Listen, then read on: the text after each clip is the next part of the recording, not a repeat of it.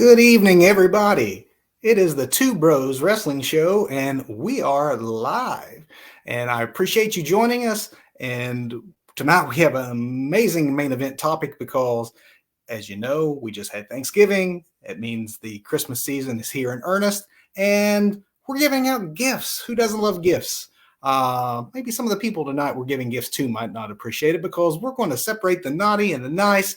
We're giving wrestlers and wrestling promotions gifts that we think that they need. And I'm your host, Kevin, and sometimes you got to give a gift to yourself. So you might notice Doug's not here, sort of by gift to myself. We don't need the wrestling Grinch here disagreeing with everything. Hopefully Doug can join us on a future show. Come back, Doug. But in the meantime, we soldier on without that curmudgeon to talk about wrestling in the news. Before we get to our main event, as we always do, we start with the opening bell. And this week, the news that we have to begin with is kind of bad, and then it got sad. If you watched Raw this week, you saw Seth Rollins attacked, and not in a professional wrestling storyline type of attack. But this week, 24-year-old Eliza Spencer was arrested when he attacked Seth Rollins live on television on WWE's Raw from the Barclays Center there in Brooklyn. He's been charged with attempted assault and disrupting a live sporting event. He jumped the barricade. He tackled Rollins as he was on his way back up the ramp after the match that Rollins had just had with Finn Balor. The announcers even began to comment before, obviously being told in their headsets that, wait a minute, this isn't part of the show. And you heard them quickly go to a replay. By the time the replay was over with, what you saw was Seth Rollins on the stage with a busted lip walking to the back. And when I said, obviously this is bad, when I said it's sad, as more news came out in the days that followed, it became apparent that we're dealing with some mental health issues on the part of the person doing the attack. Apparently, Mr. Spencer, several years ago, had met Seth Rollins and had communicated with him about helping him to start a career in professional wrestling. And then in the interim, over the last couple of years, the gentleman believes he has been in constant contact with Seth Rollins, which, of course, obviously he was being catfished, but he was sending this supposed Seth Rollins money and was getting nothing in return. And I guess this was his idea of revenge. So again, it sort of had a sad turn there the more we find out about the gentleman who has been charged. And ironically enough, this comes 2 years after Bret Hart was attacked in the very same arena during his Hall of Fame speech. So Barclays Center, get on that security detail and let's tighten that up. What do you say? Moving on, and our next news item, Kenny Omega started the summer as a triple world champion. He was your belt collector. And then this week, Kenny has now relinquished the last of those 3 titles, and this one was not done in the ring. He had to actually vacate the AAA Mega Championship. Omega was originally scheduled to defend that belt at Triple Mania against El Hijo del Vikingo, and this now, is going to be there'll have to be a multi-man matchup at Triple Mania in order to decide who the new Mega champion is going to be. Omega's various health issues have accumulated and prevented him from defending the title at this event, where he was likely going to drop it to Vikingo. And it's hard to say now whether or not that's still the direction they're going to go. But what they're going to do is they've brought in some reinforcements of talent that all wrestling fans globally would recognize. So, and now what you have in this 4-way match is going to be Vikingo as originally scheduled, and the former Kalisto, who had wrestled under that name in WWE, now under a different name. But also from AEW, you have the recently acquired Jay Lethal, former Ring of Honor World Champion, as well as Bobby Fish. So you got Fish, Kalisto, Jay Lethal, and Vikingo now going to be fighting for that AAA belt at Triple Mania. And, best of luck to Kenny as he goes through the surgeries and things required to fix his various medical issues. Moving on.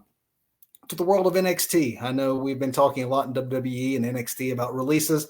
We have another, we shouldn't call it a release. We should just say change in personnel. But NXT coach Scott Taylor, who is better known to most wrestling fans by his former ring name, Scotty 2 Hottie, had requested his release, and it was granted. And he was thanking WWE for the time that he had spent. He has been a coach and a backstage producer with NXT since September of 2016. And he, said that he knew that soon as he had to feel like he was just taking a paycheck, it would have been time for him to move on. And apparently he had reached that point. Obviously, NXT has seen a lot of changes. I imagine a lot of the individuals that Scotty 2 Hottie had been working with were amongst those that are no longer with the brand. And, he probably thought it was a good time for him to say his thanks and move on. And that's exactly what he's done.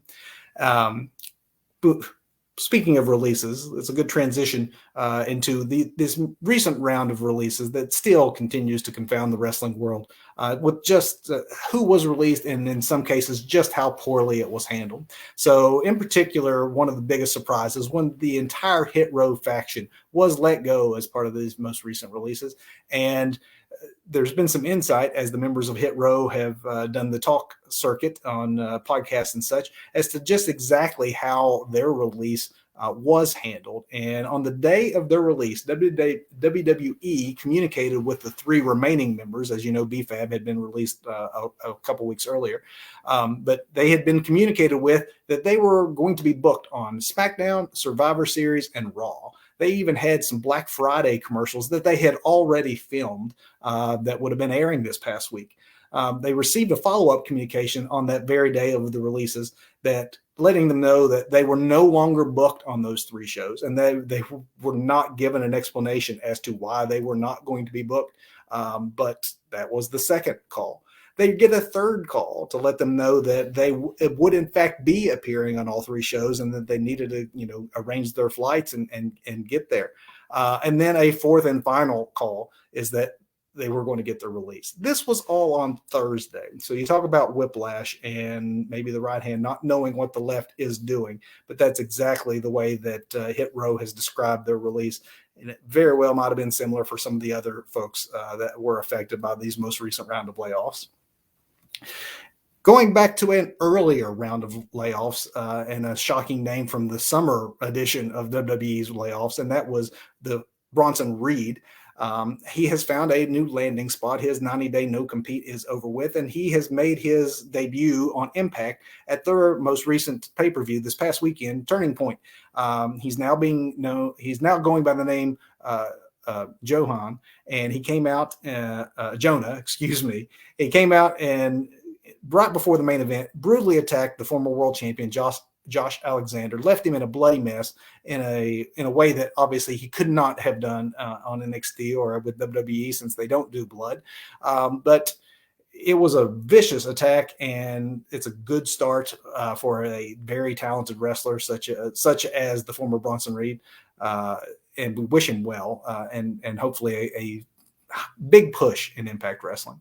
And then to end tonight's opening bell segment with a little bit of sad news, but legendary Territories wrestler King Kong Angelo Mosca passed away at the age of 84. So he did live a ripe, to a ripe old age, which isn't always the case with a lot of professional wrestlers. But you'd have to probably be a fan of a certain age to remember King Kong Mosca. But he had quite a career. Unfortunately, his death comes after what was reported as a rather lengthy battle with Alzheimer's. But going back to the sunnier days, but Angelo originally had risen to prominence, if you're not familiar with him, as a football player in the Canadian Football League. He was a 5-time All-Star and had a 10-year career in the CFL. His wrestling career kicked off in 1960. And so for the entirety of his time playing football, he was also doing professional wrestling. He would wrestle during football's offseason. Once his football career was done, he began wrestling full-time and won championships throughout the old territorial system before joining WWF, what they were known as at the time, in 1981. He retired from wrestling after a near 30-year career, with the last role he had with WWF as an announcer for Vince McMahon there on the broadcast desk. So our condolences to the family, friends, and fans of King Kong Angelo Mosca. And with that, ladies and gentlemen, we are ready to move from the opening bell to the main event. And the main event this week is a special topic. If I can bring in a special guest.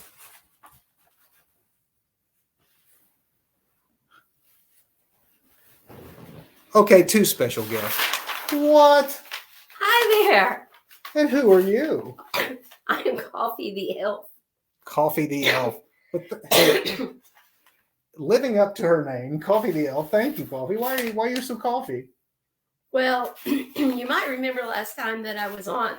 I was coughing my head off. She was. Coughing and coughing. I had to run out of the room. I was coughing. And there was something that you down here outside the North Pole called COVID. Oh.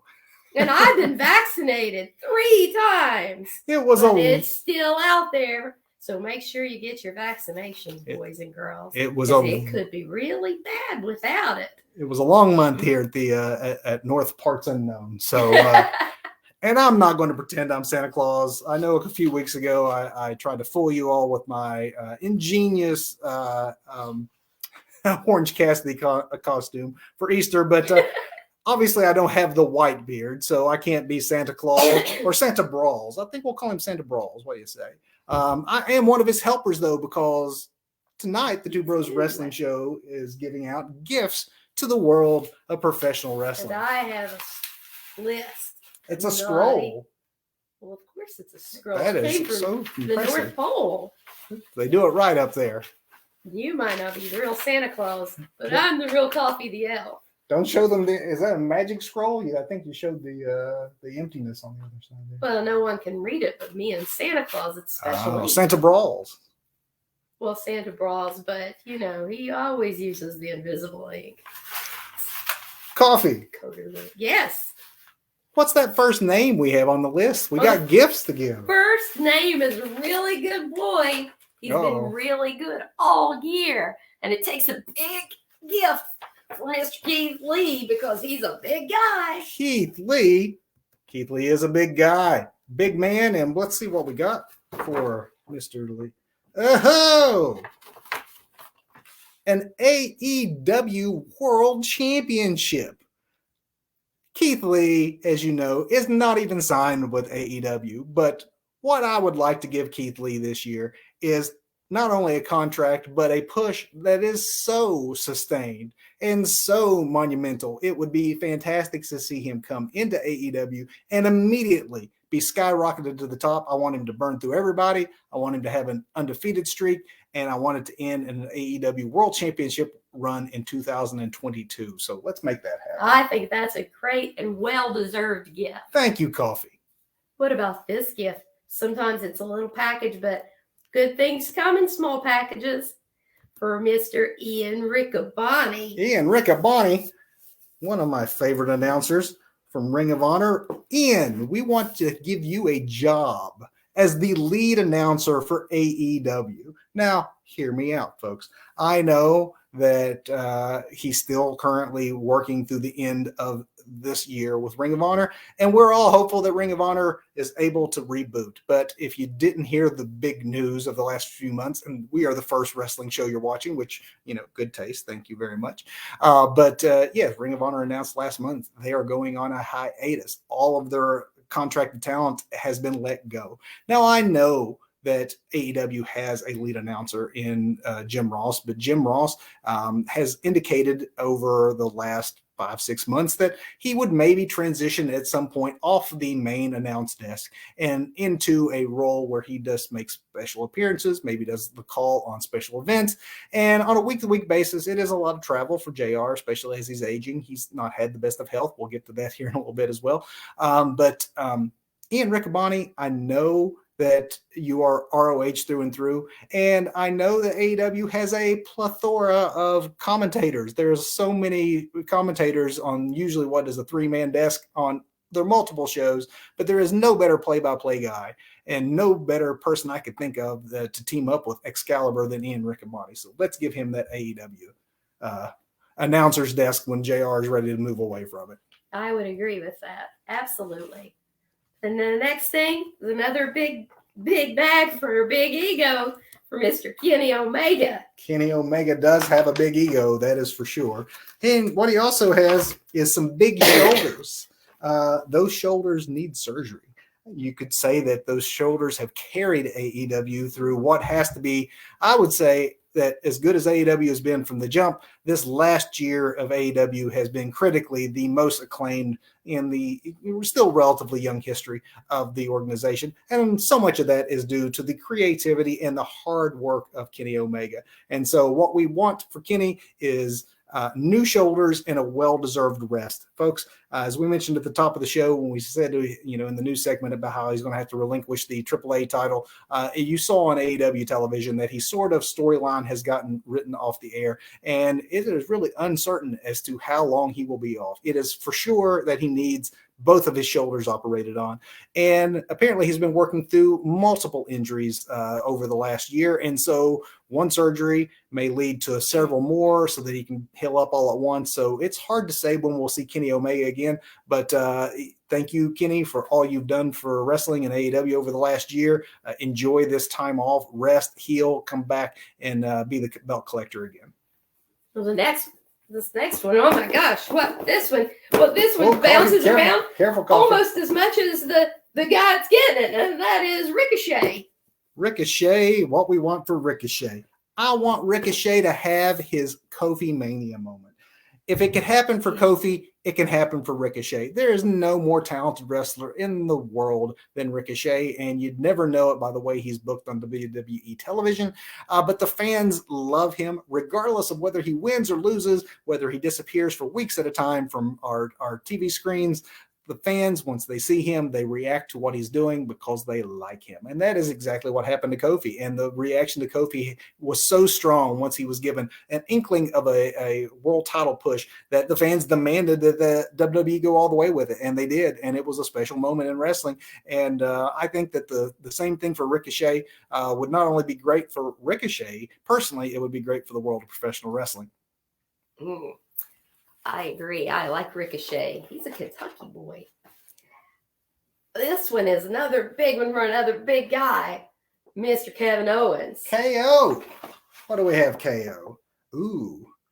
So KO's been pretty good, but we're giving him his release. I know we don't want people losing their jobs, and we've talked a lot in the last few weeks and months even about all the many layoffs in the world of WWE. But for Kevin Owens, I think a release would actually be a good thing. In fact, there's been some talk that KO is just waiting out his contract, which comes in, due in January. He's sort of hinted about a possible future with some of his buddies down in AEW. And I think that even though the last few weeks it seems the WWE has remembered Kevin's on the roster and they've given him a lot to do, maybe as a way to last minute entice him to re-signing and re-upping with them. But I think creatively speaking, there might be greener pastures for Kevin Owens elsewhere. And so I hope that maybe not his release. Let's just say let's let him have his contract expire and go join his buddies down in AEW and see what we can get down there. Well, this next one is a real Celtic Christmas here for the man herself, Becky Lynch. Becky Lynch. Oh, wait a minute. This is a dual gift. This is Becky Lynch and Charlotte Flair. So Becky and Charlotte, friendship bracelets. That is much needed. We all know that in the world of professional wrestling, sometimes they take real life and they think that magnifying it is going to make things more interesting to the fans at home. It can be. Truth be told, their most recent match in Survivor Series, especially considering Survivor Series really had very low stakes overall, but their match was the highlight because we all knew that these women genuinely disliked each other. And while it may have added intrigue to this particular moment, it doesn't obscure the fact that in real life, these women have a long history of a friendship. And so it is just sad that we got to a point where these women who came through the ranks together no longer could stand the sight of each other, and apparently would backstage have to be separated from one another when things did not necessarily go well. So, we don't want here on the Two Bros Wrestling Show to see friendships come to an end. So would love it now that we're past Survivor Series drama and that they're on separate brands, that in 2022, we'd love to see the two of them find a way to make amends and become friends yet again. I would agree with that. Thank you, Coffee. Life's too short to fight. Well, this next gift, we're continuing on with the women. This one goes to Liv Morgan. Liv Morgan, little Liv, a little gift for little Liv. Let's see. Oh, not such a little gift. Excuse you, Coffee. Pardon me. A world title run. Liv Morgan has been a good soldier for a long time and an underappreciated talent. It's much like we talked about with Ricochet earlier, in that the fans love him no matter what. The fans love Liv no matter what. She's been through character changes, groups that she's been in and out of. But if you look after her NXT days, as soon as she's got to the main roster, she lost her mentor in Paige. She lost the other members of the Riot Squad. And most recently, one at a time, not even all together. And she is the last one remaining of that group. And this most recent run over the last month is the most sustained push that little Liv has ever got. And I think that if it were to continue, the fans would continue to get behind it. I know she has a world title match in her pocket now. It's probably not going to happen with this, against Charlotte this soon, but a journey that gets her over the hump and to a world title run by defeating Charlotte would be a welcome gift for all of wrestling in 2022. Here's hoping, Liv. Good luck to Liv. And this next gift is to T-Bar. Sometimes gifts are simple. And T-Bar, we want you to be Dominic Dijakovic again. T-Bar is a stupid name. It's a stupid gimmick. The face paint, the costume, the whole bit. Honestly, it's a wonder that T-Bar has not been future endeavored. I hope that is not what ends up occurring. Man, I think back to NXT days and him and Keith Lee in the ring. They would tear it up every time they, locked horns. Prior to that, he was money on Ring of Honor, and now he was T-Bar, which was bad enough when he was part of the, overall gimmick with the faction that was going nowhere in Retribution. But now that he's separated from that, and now separated even further from the tag team partner that he had, he's really adrift. And so I think a reboot for T-Bar back to Dominic Dijakovic would be best for all involved. What's next, Coffee? Well, poor Coffin. Accept this gift for Omos. Omos. And I'll go get more. Get you a drink there, Coffee. Omos, we want you to have a personality.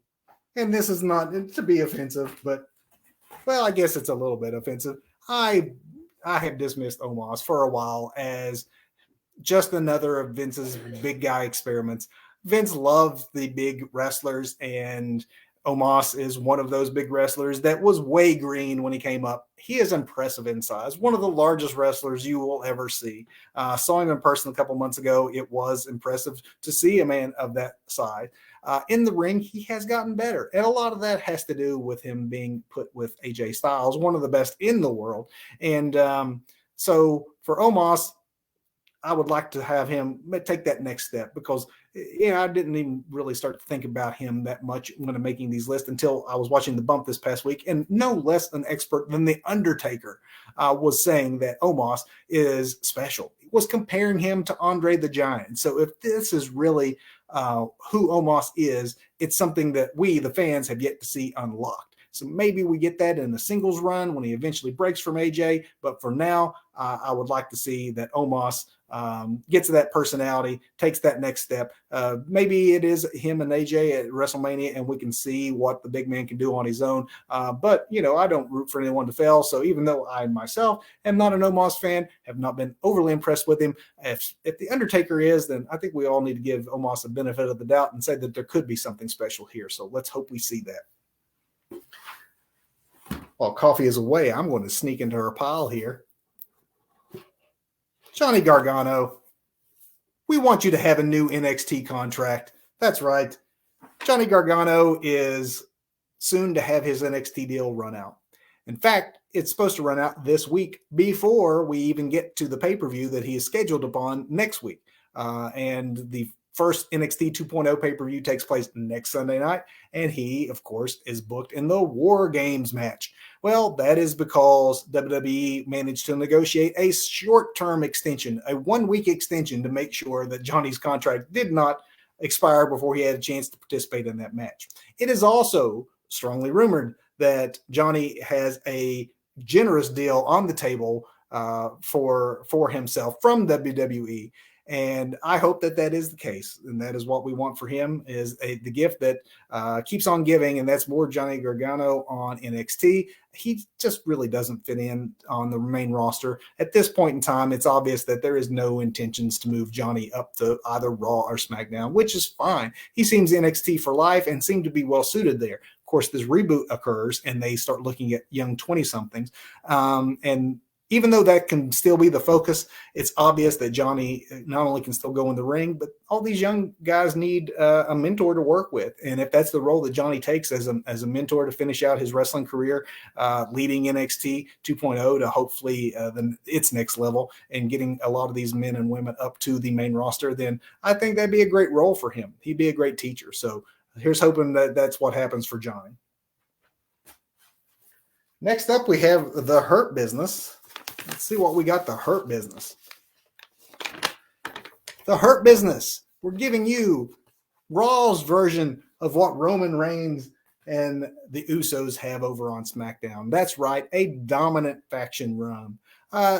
Earlier in 2021, the Hurt Business was the hottest act on Raw. And even though Raw was at the time paling in comparison to SmackDown, Hurt Business was one of the best things that was on the show. And they prematurely broke them up for, cheap heat storyline purposes to try to hotshot something that they didn't need a hotshot, to get some heat on Bobby Lashley that he already did not need. And they realized their error. Obviously, the wrestling world was pretty, especially the internet wrestling community, was pretty adamant that, hey, you guys had messed up.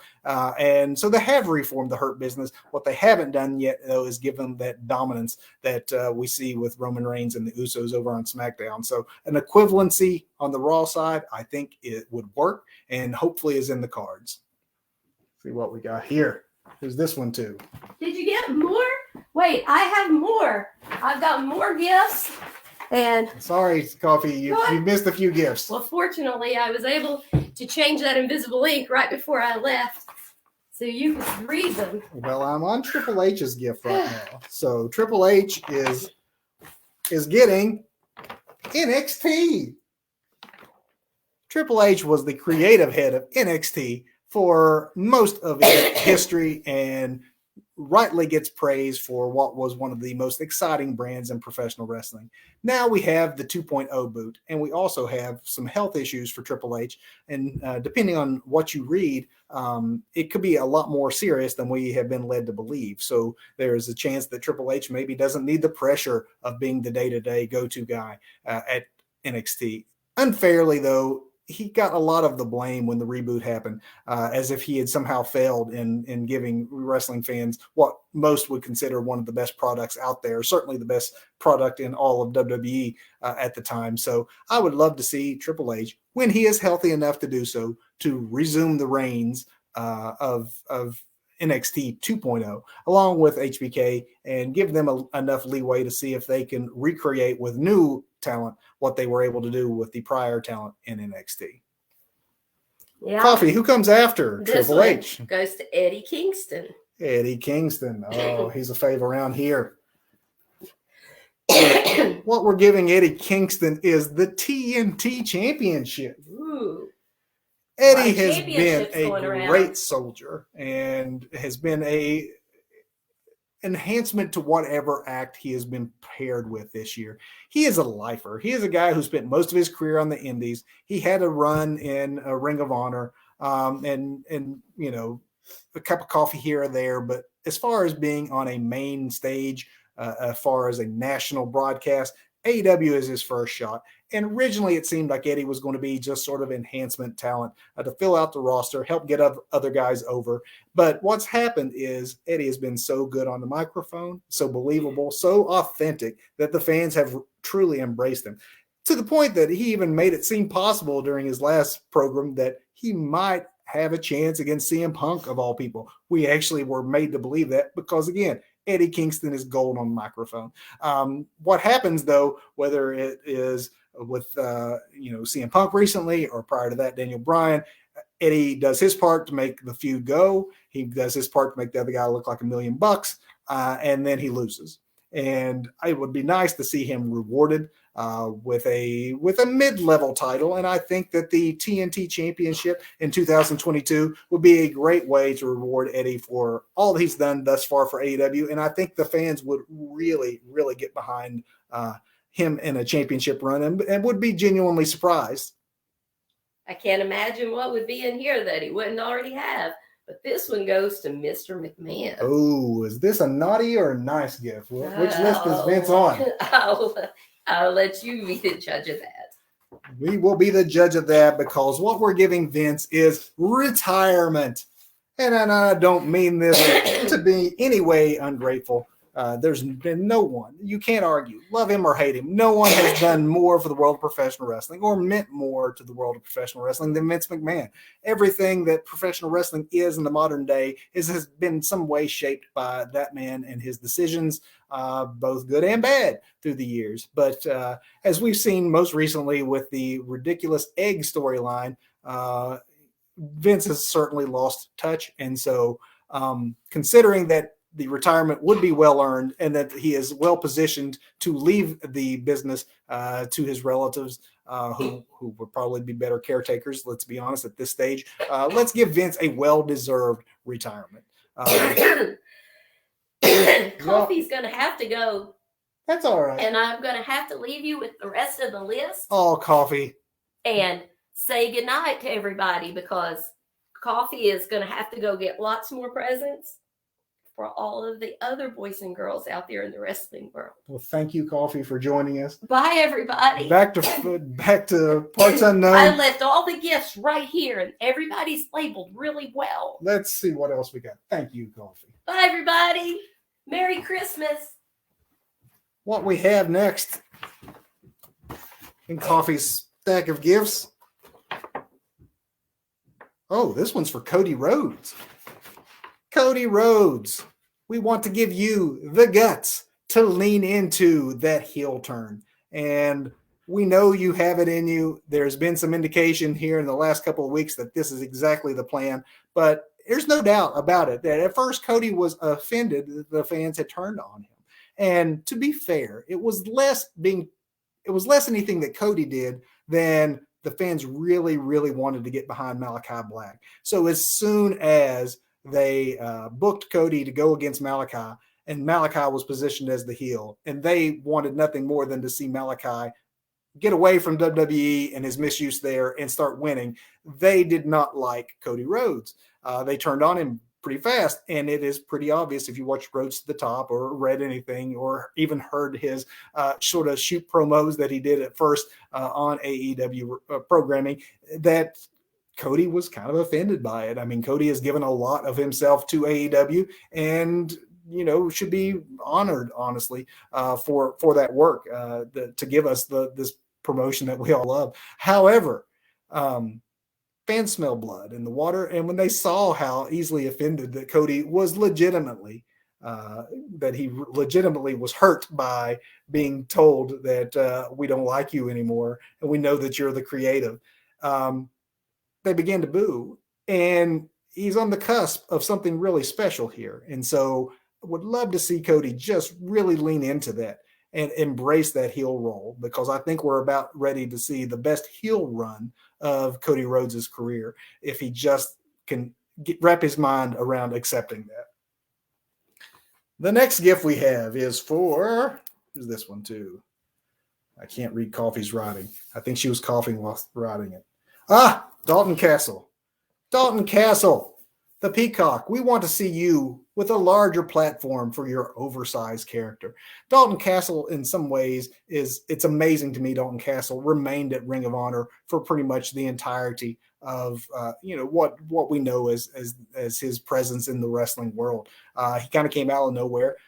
And his first national platform was Ring of Honor. And he had the sports entertainment part down in a way that a lot of Ring of Honor talent maybe didn't. And so to see him go down with the ship, as it were, with the Ring of Honor soon, at least the 1.0 version of Ring of Honor coming to an end, Dalton Castle it's time to move to NXT, to move to an AEW. And so let's hope that happens. Yes, Coffee. Let's hope that Coffee feels better soon. Thank you for that, Jer. Our next gift is the Page. There's a name you haven't heard in a while on a wrestling show, and that's why we're giving Paige as a gift that whole Daniel Bryan Edge comeback. Paige has indicated that she would love to return to the world of professional wrestling. Obviously, she had to retire at a very premature age because of her neck injuries and what at the time appeared to be career-ending injuries. And I'm not saying that they still aren't career-ending injuries or that she still feels like she wants to return to the world of professional wrestling, but it's easy to forget how young Paige still is because she debuted as a teenager and was the youngest NXT and then, youngest WWE Divas champion at the time.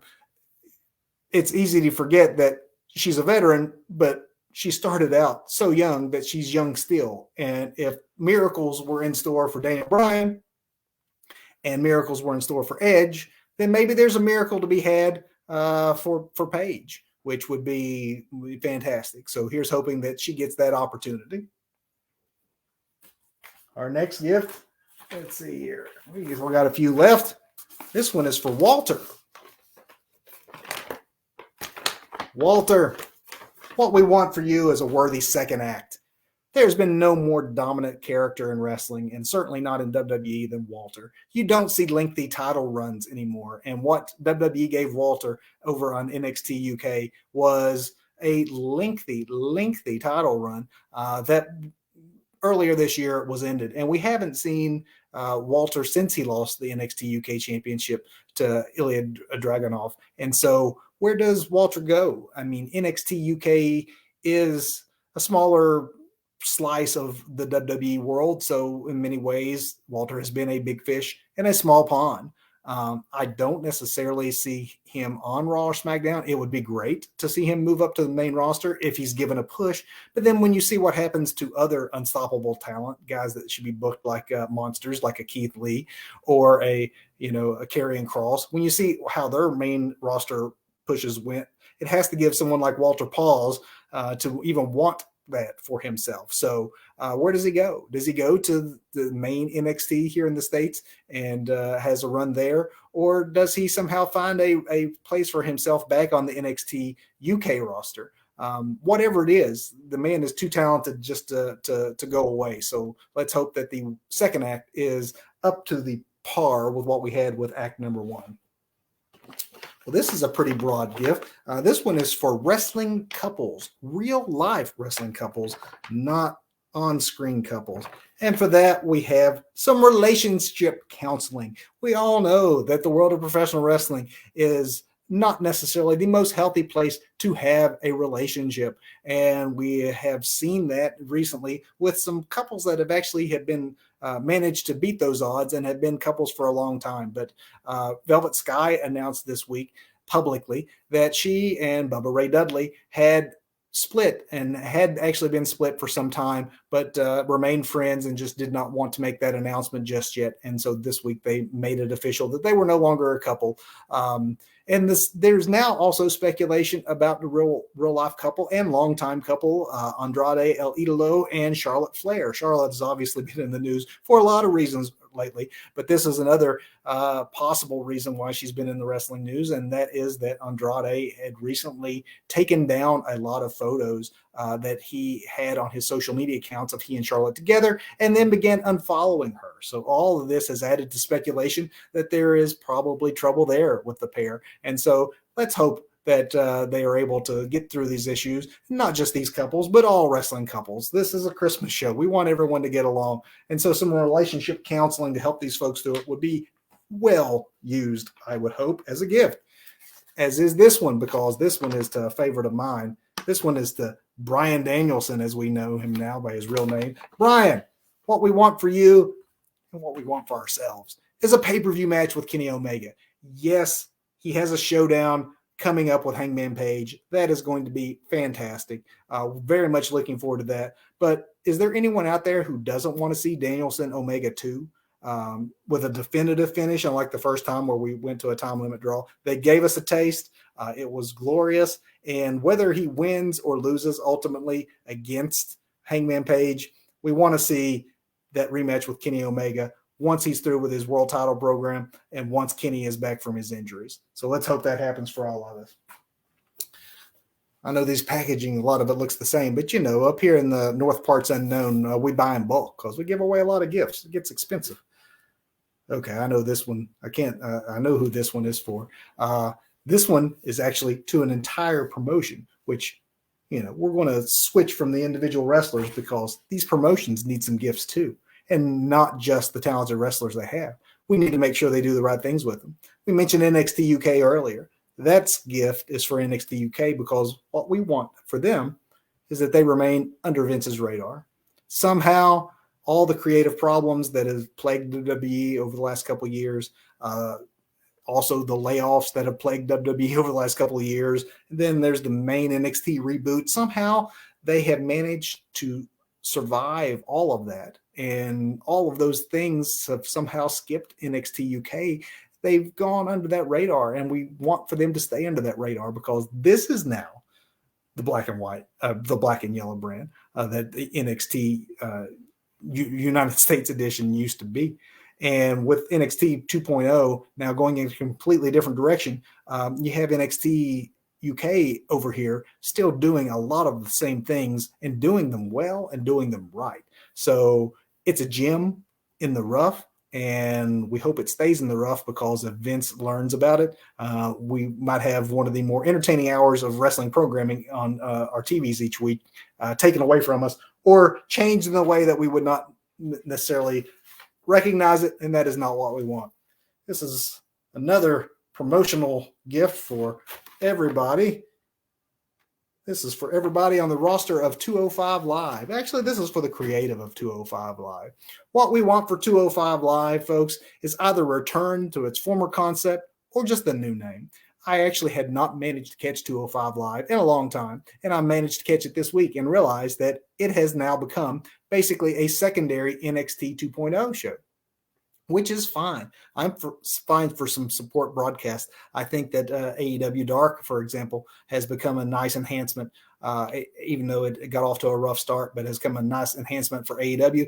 Rampage, of course, is more high profile being on TV, definitely does the same to enhance what happens on Dynamite. I think that having a second NXT show, considering how big that roster is, and they only had one show, that sure makes some sense, but it's no longer 205 Live. Again, hadn't watched it in a while, and this week I tune in, and instead of the cruiserweights, what I see is a couple of women's matches, and then Solo Sikoa in the main event, who goes at like 250 pounds. So they're not even pretending that this concept is men under 205 pounds any longer. So either we go back to the cruiserweight idea of 205 Live, or let's just give it a new name and throw NXT in the title there somewhere. So it's more indicative of what the show has actually become. We got a gift here for MLW. We know that that's Elf Kevin's one of his favorite indie promotions. So what we got for MLW is a deal with Vice. This past year, MLW took that next step. They've been on BN Sports. They're on a lot of the free streaming services. They have their YouTube show. This year, they had a special on Vice, which is the network that has great success with the Dark Side of the Ring franchise. And this was the first wrestling promotion ever featured on Vice TV. And I would love to see this turn into a full-time deal for MLW because in many ways, MLW is what Ring of Honor used to be. It is that theater organization that helps young talent take that next step up to a Ring of Honor or New Japan or an AEW. And I think MLW has a role to fill, especially in Ring of Honor's absence. So I'd love to see them reach a deal with Vice or another cable streaming service that helps raise their profile. Impact Wrestling. Let's see what we have for Impact. Any Impact fans out there? What we have for them is a workable app with their main TV product free once again. You used to be able to see Impact Wrestling's main TV product if you did not, even if you didn't have access on your cable or streaming package. I do not, so I had no means of watching Impact Wrestling unless I were to subscribe to their Impact Pro app, and I've chose not to subscribe, but for a long time, you were able to maybe not get the stuff on those other tiers, but you were able to have the main programming of AEW, or excuse me, of Impact available to you. And now that is cut off. And it's unfortunate. That just means less people can follow the product, less people can pay for the pay-per-views on Fight, or up their subscription to the of Impact's app. And so let's get Impact free again on the weekly broadcast on their app. What do you say? What would we get for Raw? Let's see what we have for Raw. A 2-hour show, not a 3-hour show, folks. We're not the only ones to have proclaimed 3 hours way too long for a professional wrestling program that isn't a pay-per-view, but every single week Raw feels bloated and stretched out because it is. You don't do a 3-hour show every week. We could go back to the Nitro days and WCW there at the end and know why 3-hour shows on a regular basis is not good, and you try the patience of professional wrestling fans. It would be a much better show if it was a much tighter show. So let us get us back to 2 hours of Raw in 2022. Obviously, because of the money involved, that isn't going to happen, but this is our show, so we can decide what the rules are here. Let's go for creative and fan service over the extra dollars that third hour would bring in ad revenue. What do you say? NXT 2.0. Let's see what we got in NXT 2.0. A return to touring. NXT was once thought of as the third brand of WWE. Triple H would always introduce it as such. And it was a phenomenon, whether it was the indie talent that fans were excited to see land in NXT, or the up-and-comers that were exiting the Performance Center and mixing in with those guys and gals. But a lot of what was cool about NXT was the live experience. They did become a third brand. They eventually left the studio environment they had in Orlando and would tour and hit the road. I was lucky enough to see the very first NXT show outside of the state of Florida when they started touring in Columbus, Ohio, many, many years ago, and had the pleasure of seeing multiple NXT shows since then. They typically played smaller venues, a lot of times little clubs, little, mid-sized places that Raw or SmackDown would never run in, and therefore you were closer to the action. The crowds were hotter, and it was just a great environment to see professional wrestling, particularly those men and women on their way up. Saw so many stars right up close. They became my favorite brand to follow and my favorite brand to see live. They are no longer considered a touring brand. They have not, since the pandemic ended, or excuse me, not ended. There's something we can all hope for 2022. But once WWE went back to touring, I should say, NXT did not. And there appears to be no plans for them to do so, especially since now the focus of NXT has changed drastically since before the pandemic.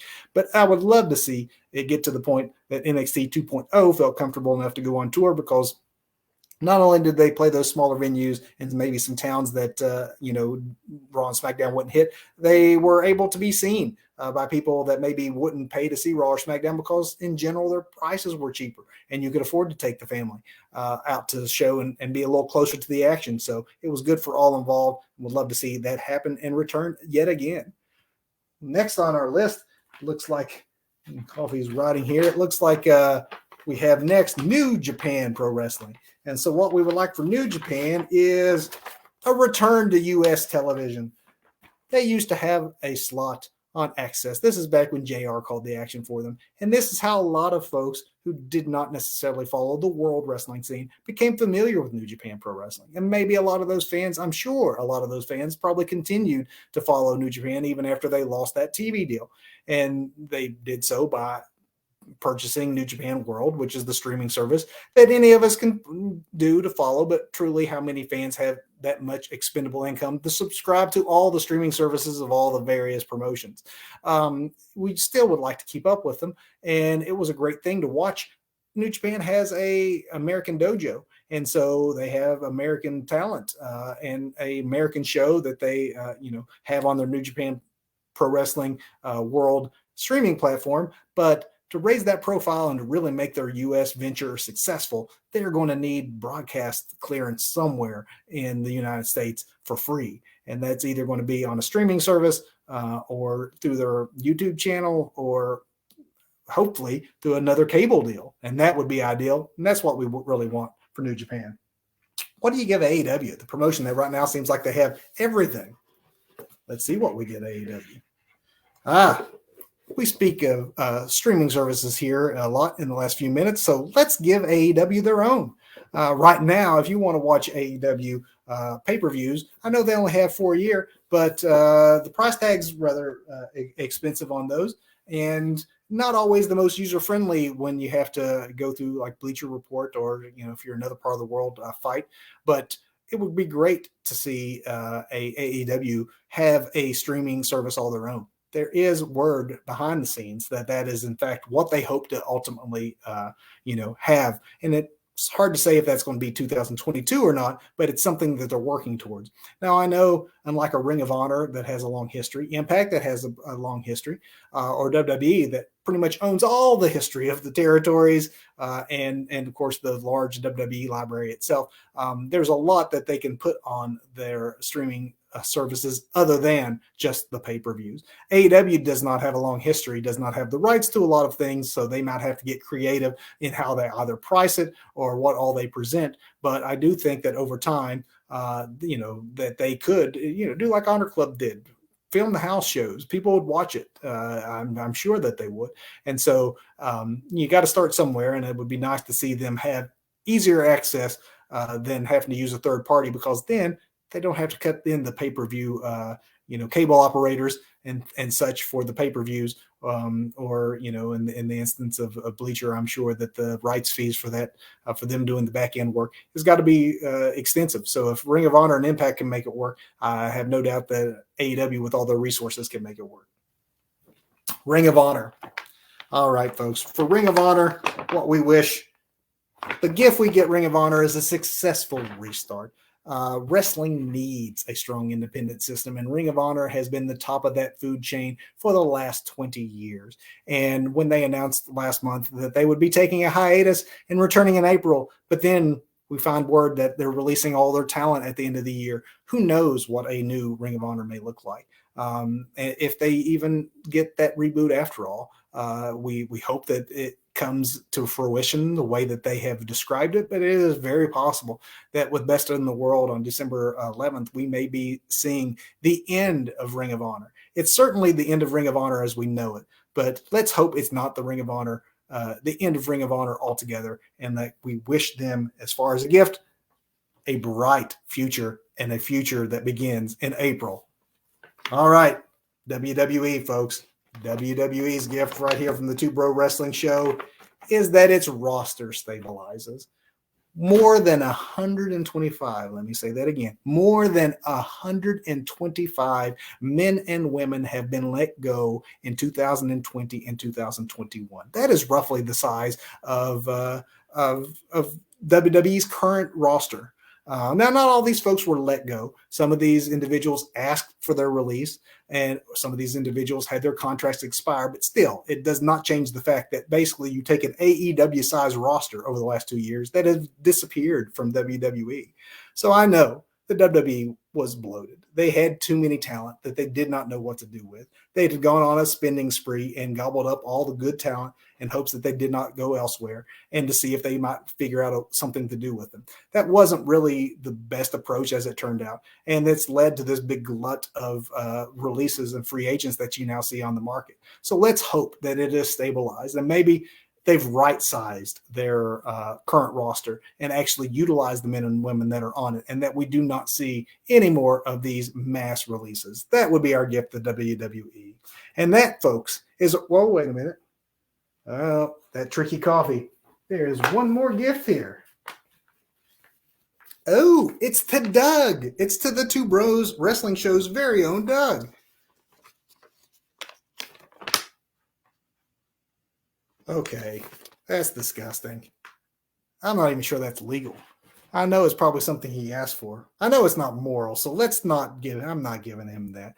Let's instead, what do you say for Doug? We give him a better attendance record in 2022. How about that for a gift? Doug, come back to the Two Bros Wrestling Show. Let's hope that you have a freer schedule in 2022 and the year ahead. I think we all would like that. I know I called him the Wrestling Grinch earlier, but we like giving him a hard time, whether it's Christmas or any other time of year. And I miss doing so here on the Two Bros Wrestling Show. So hopefully Doug will be back with us soon. And that, folks, that is our main event topic for tonight. Thank you for joining and playing along with us as we give our gifts to the professional wrestling world. What are yours? What would you think is necessary in the world of professional wrestling? What wrestlers and or promotions need a little something for 2022? Let us know in the comments what you would give if you had the opportunity to do so. And with that, folks, we're going to hit our big finish. And the big finish for this week, as always, we're going to start with the Botch of the week. And I don't know that this is going to come as a surprise to anyone watching the show, but Botch of the week has to be Vince McMahon and Cleopatra's egg. I know that we all realize that Vince is getting a ton of money from these sort of promotional deals. There's actually rumors, ridiculous amounts being thrown around, that we could be looking at a 7-figure deal to tie into the Red Notice movie with The Rock. But not only did The Rock not show up to help with all this, we have the item from the movie find its way into WWE storylines where Vince has Cleopatra's egg, $100 million egg that gets stolen. And who steals it? Well, as it turns out, it was Austin Theory. And how mad was Vince McMahon? So mad he gave him a world title match. None of it made any sense. All of it was future wrestle crap for certain. And if anything, goes to show just how out of touch Vince McMahon is with anything other than money. And obviously 7 figures is a lot of money. It's the kind of thing that causes him to do deals with Saudi Arabia, to have pizza battle royals, but it doesn't necessarily make for good television. And he was able to get away with it as the only show in town, but he's not any longer. So this has got to be called out as Botch of the Week because, yeah, the money's good, but there's an alternative, Vince, and people are going to it the more you do crap like that. On to sunnier things. Performance of the week. Speaking of AEW, performance of the week comes from this past week's Dynamite. The first 15 minutes of Dynamite were gold. They were a master's class in promo. And this was CM Punk and MJF. CM Punk obviously being a great talker. They've put him in the short time he's been back with some of the better talkers in the business. Not Darby Allin to start with, but last feud he had was there with Kingston, Eddie Kingston, who, as we mentioned earlier, is just gold on the microphone. So what you have is CM Punk on the top of his game, and then the best heel in the business. And I say that with all due respect to as many good heels as there are out there. There is none better than MJF. As long as he's not bringing real life dead relatives into the conversation, the man can generate legitimate heat better than anyone. They hit each other hard. They hit each other realistic enough that it made you wonder just how much it might be cutting.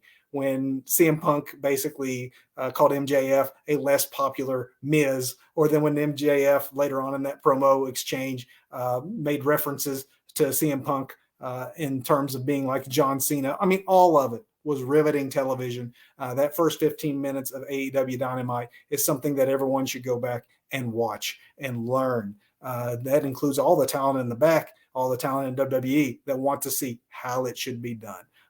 Definitely my performance of the week.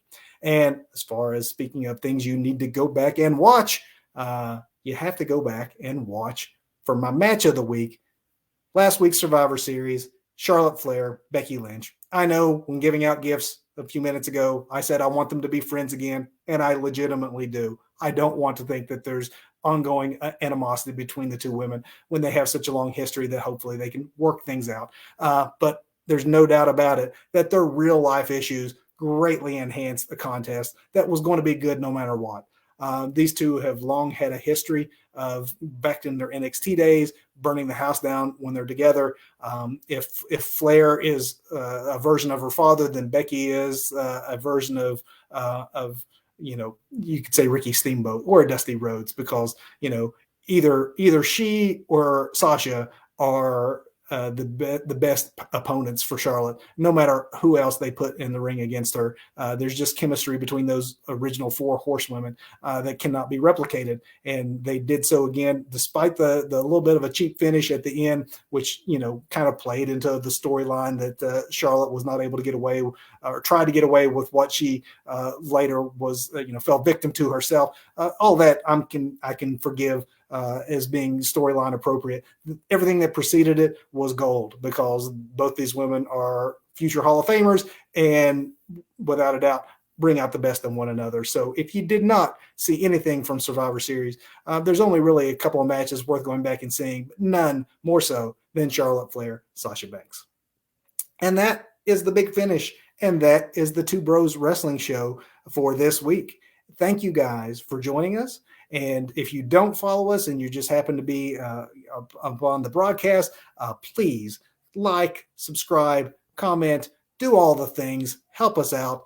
It is the holidays after all. We've spent all night giving away gifts. That could be a gift from you to us. Actually, you just being here right now and watching is your all's gift from us. But we do appreciate the engagement and the feedback. Would love it if you could give it to us and join us as often as you can. We will be back next week for, hard to believe it, folks, as you see in the scroll going down the bottom, looking at the future. But next week is the final Two Bros Wrestling Show of 2021. So sad. And we had to juggle our schedule around a little bit to make sure that we are live for you guys. Normally it's at 8 o'clock Eastern on Sunday nights, but on pay-per-view nights, we're live after pay-per-views. And next week, because they added it last minute, we got NXT 2.0's War Games to review. It will be a very interesting show to review, because has NXT 2.0 yet really earned a War Games? I don't know. Doesn't seem like quite enough time to get to know all the characters, much less have a pay-per-view based on around what tended to be in years past a culmination of the year for NXT and a lot of different feuds. So if they don't have all that juice going into this one, it's going to make it for some interesting television. Let's see if they manage to pull it off. Join us next week as soon as NXT 2.0's War Games ends for the last Two Bros Wrestling Show of 2021, where we give you our reviews and our hot takes, and we want to hear yours as well. Again, folks, thank you for joining us. We hope you have a wonderful week and that you join us again next Sunday night. Be safe, everyone.